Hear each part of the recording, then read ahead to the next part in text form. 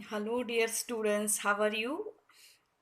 हमारे chapter carbon and its compounds में हम आगे बढ़ते हैं। Chemical properties of carbon compounds. तो डियर स्टूडेंट्स, कोई भी एलिमेंट के साथ जब ऑक्सीजन जुड़ता है तब वो वाले रिएक्शन को हम बोलते हैं ऑक्सीडेशन। और हम सभी को पता है कि विदाउट ऑक्सीजन कंबशन नहीं होता है। तो कार्बन के साथ जब ऑक्सीजन जुड़ता है, कंबशन होता है, तो carbon dioxide heat and light produce होती है। वैसे ही मिथेन, मिथेनॉल और इथेनॉल जो है उनके भी कंबशन होते हैं। तो यहीं carbon dioxide, water, heat and light produce होते हैं। लेकिन यहाँ पे सिर्फ एक चीज़ ये होती है कि कार्बन डाइऑक्साइड और वाटर के मोलेक्यूल्स जो है वो डिफरेंट डिफरेंट होते हैं। और एक चीज़ ये है कि जो हीट एनर्जी प्रोड्यूस होती है वो भी अलग अलग होती है। यानी कि आप सभी को पता है कि उसको हम बोलते हैं कैलोरीफिक वैल्यू। तो सबकी कैलोरीफिक वैल्यू जो है डियर स्टूडेंट्स अलग अलग होती है। अब बात करते हैं कि कंबशन होता है तब जो है फ्लेम दिखती है। तो कई बार जो है फ्लेम ब्लू दिखती है, कई चीज़ों की फ्लेम जो है येलो कलर की दिखती है। अगर हम बात करें कि दीपावली वगैरह में हम जब दिया जलाते हैं तो फ्लेम कैसे दिखती है बच्चों। तब फ्लेम दिखती है हमें येलो कलर की। और गैस स्टव की बात करें, आप सभी ने देखा होगा कि गैस स्टव की जो फ्लेम होती है वो ब्लू कलर की होती है। तो डियर स्टूडेंट्स, ऐसा क्यों, दोनों की फ्लेम में इतना डिफरेंस क्यों होता है। तो डियर स्टूडेंट्स, कोई भी चीज़ को हम जलाते हैं तो उसके अंदर के जो एलिमेंट्स है उसके ऊपर डिपेंड करता है फ्लेम का कलर, ठीक है। और उसका जो कैलोरीफिक वैल्यू है वो भी मतलब कोई भी सब्सटेंस है उसमें कौन कौन से एलिमेंट प्रेजेंट्स है और कितने कैसे बॉन्ड्स है, ठीक है बच्चों, उसके ऊपर डिपेंड करता है। तो अगर आप साइंस में जाओगे तो ये फ्लेम टेस्ट आएगी और फ्लेम की ऊपर से हम उसके अंदर कौन से एलिमेंट्स होने की पॉसिबिलिटी है, कौन से बॉन्ड से वो जुड़े हैं एक दूसरे के साथ, वो भी डिसाइड करते हैं। चलो अब हम थोड़ा फ्लेम के कलर के ऊपर डिस्कस करते हैं कि ये फ्लेम जो है वो ब्लू फ्लेम क्यों होती है बच्चों। तो यहाँ पे मैंने 3 पॉइंट लिखे हैं। एक तो ब्लू फ्लेम होना मतलब कि जब सैचुरेटेड हाइड्रोकार्बन का कंबशन होता है तब डियर स्टूडेंट्स ये जो फ्लेम है वो जनरली ब्लू कलर की मिलती है। और दूसरी बात ये कि जब हम गैस स्टव यूज़ करते हैं तब ऑक्सीजन जो है उसकी मात्रा सफिशिएंट होती है, तभी जो है ब्लू फ्लेम मिलती है डियर स्टूडेंट्स की मतलब सफिशिएंट ऑक्सीजन मिलेगा तभी तो थर्ड पॉइंट जो है वो कंप्लीट कंबशन होगा ना बच्चों। सफिशिएंट अमाउंट में ऑक्सीजन नहीं होगा तो कंबशन कैसा होगा, इनकम्प्लीट कंबशन होगा। और इनकम्प्लीट कंबशन होगा तो जो फ्लेम है वो थोड़ी ब्लैक कलर के स्मोक के साथ उसका कलर भी चेंज हो जाता है बच्चों।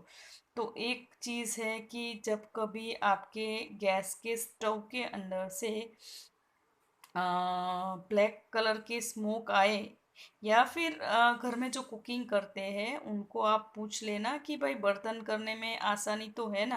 अगर आपके गैस के ऊपर रखे हुए यूटेंसिल्स जो मतलब कुकिंग के लिए यूज़ करते हो वो कुकिंग के टाइम पे मतलब बहुत ज़्यादा काले हो रहे हो, दैट मीन्स एक चीज़ ये है कि जो भी गैस के सिलेंडर के अंदर जो गैस है उसमें कुछ गड़बड़ हो सकती है। और दूसरी पॉसिबिलिटी ये है कि जो बर्नर है वो डियर स्टूडेंट्स हो सकता है कि वो बर्नर के सारे छेद जो होते हैं उसमें प्रॉपर अमाउंट में ऑक्सीजन नहीं जा रहा है। तो आपको तुरंत वो सारी चीज़ों को क्लीन करना पड़ेगा। क्योंकि एक तो जो बर्नर है जनरली स्टील के या फिर आयरन के बने होते हैं या कोई और मेटल के बने होते हैं। तो यहाँ पे होता है कि मेटल का भी ऑक्सीडेशन होता है, तो थोड़ा बहुत वो और कई बार खाने की चीज़ें भी जब गिर जाती है स्टव के ऊपर, तो वो सारी चीज़ें जो है वो एयर के इनलेट्स है उसको ब्लॉक कर देती है। तो डियर स्टूडेंट्स, ये वाली चीज़ों को क्लीन करना बहुत ही ज़रूरी होता है। अगर ये वाली चीज़ें हम क्लीन नहीं करते हैं तो जो फ्यूल है वो बहुत ज़्यादा यूज़ होगा, है ना। गैस सिलेंडर जो है जल्दी से खाली हो जाएगा, और गैस की पाइपलाइन जिनके यहाँ पे है वो इतना याद रखना कि गैस का बिल ज़्यादा आएगा। तो बच्चों, ये वाली चीज़ें हैं वो थोड़ा आप बोलना कि भाई गैस के जो बर्नर है उनको अच्छे से क्लीन रखो, है ना। इकोनॉमिकली देखने जाए तो ये सारी छोटी छोटी चीज़ें जो है बहुत बड़ा रोल प्ले करती है। अब बात करते हैं येलो फ्लेम की। तो येलो फ्लेम जो है, जब अनसैचुरेटेड हाइड्रोकार्बन का कंबशन होता है तब येलो फ्लेम मिलती है, साथ में ब्लैक स्मोक मिलती है। और दूसरा कि insufficient amount of carbon dioxide मिलने पे जो कंबशन है वो इनकम्प्लीट होता है बच्चों।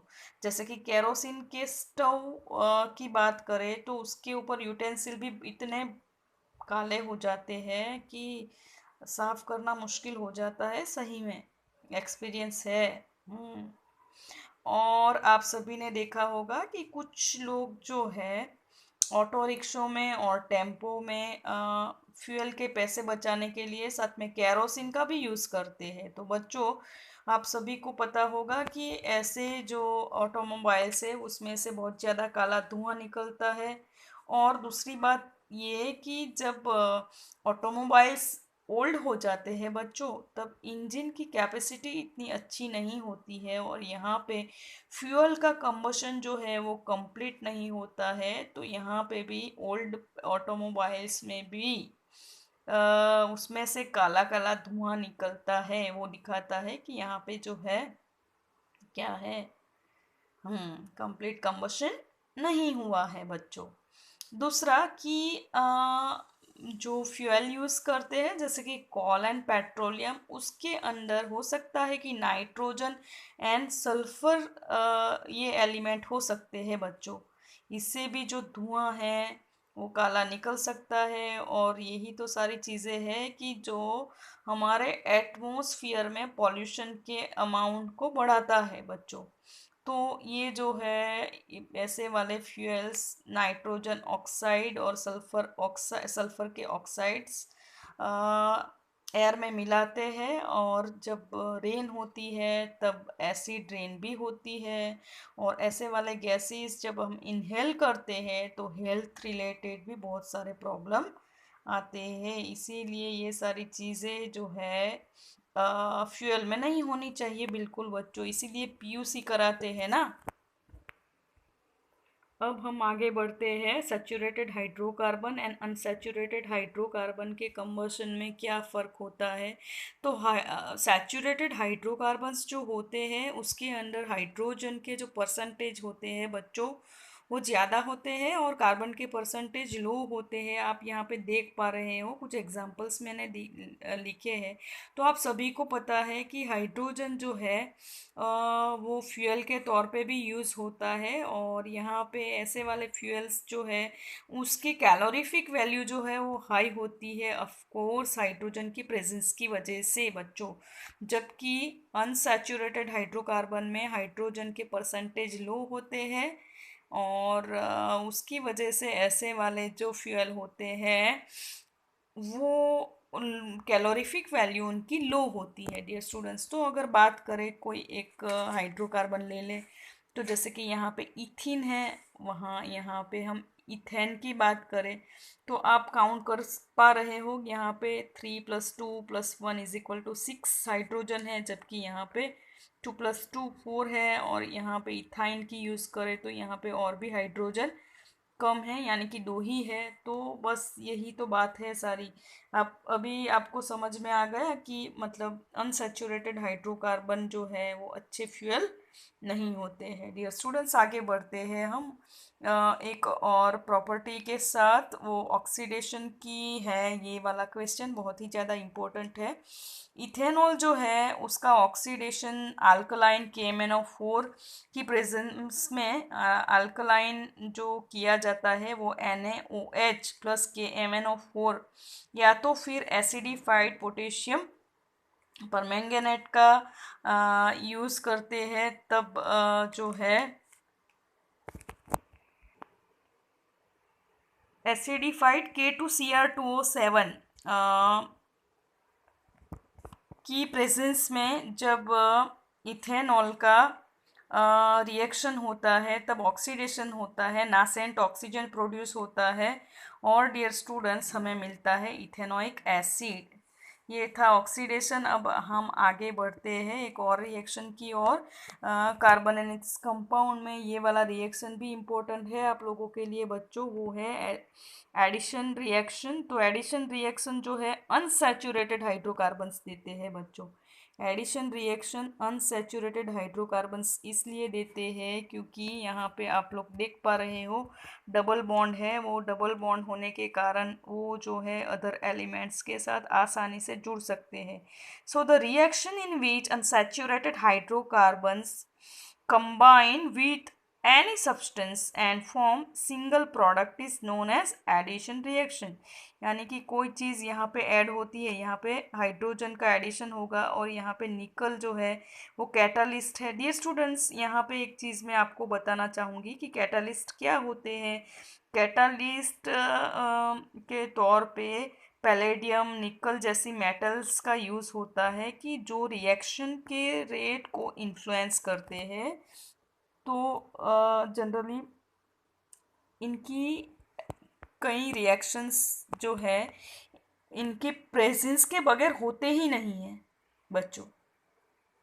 या तो फिर रिएक्शन का जो रेट है उनको जनरली बढ़ाने के लिए कैटालिस्ट का यूज़ होता है और कई कई बार कुछ कैटालिस्ट ऐसे भी होते हैं जो रिएक्शन के रेट को घटाते भी हैं। तो यहाँ पे निकल जो है वो चॉइस किया गया है, उस तरह से कौन सा कैटालिस्ट लेना वो डिपेंड करता है कि रिएक्शन के रेट को बढ़ाना है या घटाना है बच्चों। ठीक है, तो समझ में आ गया कैटालिस्ट क्या होते हैं। कैटालिस्ट वो केमिकल होते हैं, जनरली मेटल्स होते हैं, तो जो रिएक्शन के रेट को इन्फ्लुएंस करते हैं डियर स्टूडेंट्स। ठीक है, समझ में आ गया। तो यहाँ निकल की प्रेजेंस में जो है हाइड्रोजन का एडिशन होता है बच्चों। तो यहाँ पे अनसैचुरेटेड हाइड्रोकार्बन जो है वो सैचुरेटेड हाइड्रोकार्बन में कन्वर्ट हो गया है। ये रिएक्शन को हाइड्रोजनेशन बोलते हैं। क्या बोलते हैं बच्चों? हाइड्रोजनेशन। एक और एग्जांपल ले लेते हैं। यहाँ पे इथीन लिया है, यानी कि ट्रिपल बॉन्ड वाला कंपाउंड लिया है। तो यहाँ पे आप देख सकते हो कैटालिस्ट की प्रेजेंस में यहाँ पे 2H2O जो है लिए है। तो यहाँ पे क्या हुआ बच्चों? यहाँ पे जो है इथेन बन गया, यानी कि अनसैचुरेटेड हाइड्रोकार्बन किस में कन्वर्ट हो गया? सैचुरेटेड हाइड्रोकार्बन में। तो उसी तरह से ये वाला रिएक्शन का इम्पोर्टेंस जो है वेजिटेबल ऑयल को जो है वेजिटेबल घी में कन्वर्ट करने के लिए यूज़ होता है डियर स्टूडेंट्स। डालडा घी एक बहुत ही नोन, बहुत ही फेमस ब्रांड है, नेम वेजिटेबल घी की कंपनी है। लेकिन कई लोग तो जो वेजिटेबल घी है ना उसको डालडा घी के नाम से भी जानते हैं बच्चों। तो यहाँ पे जो वेजिटेबल ऑयल है उसको निकल की प्रेजेंस में उसका हाइड्रोजनेशन करते हैं तो वो कन्वर्ट हो जाता है वेजिटेबल घी में। तो ये कई बार पूछा जाता है कि एडिशन रिएक्शन का इम्पोर्टेंस बताते हुए एक रिएक्शन लिखो, तो आप लोग ये रिएक्शन भी लिख सकते हो। अब आगे बढ़ते हैं कि आप लोगों को ऐसा होता होगा कि मैडम यहाँ पे तो बार बार एच ही ले रहे हैं। तो डियर स्टूडेंट्स, ऐसा ज़रूरी नहीं है कि एडिशन रिएक्शन सिर्फ हाइड्रोजन के साथ ही होगा। अनसैचुरेटेड हाइड्रोकार्बन का रिएक्शन कोई भी एलिमेंट के साथ इस तरह से, जैसे कि यहाँ पे मैंने क्लोरीन लिया है तो इथिन का रिएक्शन क्लोरीन के साथ होगा तो भी बस वही होगा। क्या होगा? यहाँ पे जो है क्लोरीन जुड़ जाएंगे दोनों साइड पे, दोनों एंड पे। 1 नंबर के कार्बन पे भी Cl जुड़ जाएगा, 2 नंबर के कार्बन के साथ भी Cl जुड़ जाएगा। और जो इथेन है वो क्या बन गया अभी, 1,2-डाइक्लोरो इथीन, इथेन, 1,2-डाइक्लोरो इथेन बच्चों। तो यहाँ पे एडिशन रिएक्शन इस तरह से भी होते हैं। यहाँ पे ब्रोमीन का भी कर सकते हैं, आयोडीन का भी कर सकते हैं, फ्लोरीन का भी कर सकते हैं। तो फिर ये वाली प्रोसेस को हम, वहाँ पे हाइड्रोजनेशन था, यहाँ पे हेलोजिनेशन बोलेंगे। ठीक है, अब हम आगे बढ़ते हैं। सब्स्टिट्यूट जो है किसको बोलते हैं बच्चों, कोई चीज़ की जगह दूसरी चीज़ का रिप्लेसमेंट, उसको हम सब्स्टिट्यूट बोलते हैं ना। बस इसी नाम पे से आया है substitution reaction. So in this reaction hydrogen atoms of hydrocarbons are displaced by other atoms. तो देखते हैं ये वाला रिएक्शन जो है एग्ज़ाम में पूछा जा सकता है, तो इसको अच्छे से आप देख लेना। तो मीथेन का क्लोरीनेशन होता है, क्लोरीनेशन मतलब क्लोरीन का एडिशन। तो यहाँ पे आप देख पा रहे हो कि सनलाइट के प्रेजेंस में ये रिएक्शन होता है। यहाँ से एक हाइड्रोजन निकल गया और Cl जुड़ गया, दूसरा Cl जो है वो निकले हुए हाइड्रोजन के साथ जुड़ गया और हाइड्रोजन क्लोराइड बना दिया। तो यहाँ पे जो यहाँ से हाइड्रोजन निकलेगा वो भी क्लोरीन के साथ जुड़ता जाएगा और वो क्लोरीन जो है यहाँ पे अपनी जगह बनाता जाएगा और रिएक्शन इस तरह से आगे बढ़ता जाएगा। यहाँ पे यही प्रोडक्ट है, कौन सी, क्लोरोमीथेन। तो क्लोरोमीथेन के साथ वापस अगर Cl2 रिएक्ट होता है तो यहाँ पे एक और हाइड्रोजन जो है निकल जाएगा और क्लोरीन के जो 2 एटम्स हैं उसमें से एक एटम यहाँ पे जुड़ जाएगा। यहाँ पे Cl1 था, उसकी जगह पे यहाँ पे Cl2 हो जाएगा और दूसरा Cl यहाँ पे जुड़ जाएगा। उसी तरह से अगर बात करें तो यही प्रोडक्ट जो है यहाँ पे आ जाएगी, कौन सी, डाइक्लोरो इथेन। और उसके साथ क्लोरीन रिएक्ट होगा सनलाइट की प्रेजेंस में। बच्चों हर एक जगह पे सनलाइट लिखा है, उसका मतलब सनलाइट के बगैर ये प्रोसेस नहीं हो सकती है। और जो प्रोडक्ट मिलेगी उसमें आप देख पा रहे हो कि Cl जो है, कार्बन के एटम्स जो है बढ़ते जाते हैं, हाइड्रोजन के एटम्स जो है वो घटते जाते हैं और यहाँ पे हमको मिल गया क्लोरोफॉर्म, जिसको हम क्या बोल सकते हैं, ट्राइक्लोरोमीथेन। और डियर स्टूडेंट्स आगे एक और स्टेप आता है, यहाँ पे 4 स्टेप्स दिखाए हैं। तो यहाँ पे क्लोरोफॉर्म वापस Cl2 के साथ रिएक्ट हो के बनाता है CCl4 यानी कि टेट्राक्लोरोमीथेन। ओके, या फिर कार्बन टेट्राक्लोराइड भी बोल सकते हैं। तो डियर स्टूडेंट्स ये थी कार्बन की प्रॉपर्टीज। तो आपको बस यही रिक्वेस्ट करूँगी, लिख लिख के प्रैक्टिस कीजिए, because practice makes man perfect. और दूसरों का भला कीजिए, कर भला तो होगा भला। वीडियो को शेयर कीजिए, लाइक कीजिए, सब्सक्राइब कीजिए। Bye, take care, wish you all the best. Vande Mataram, जय हिंद।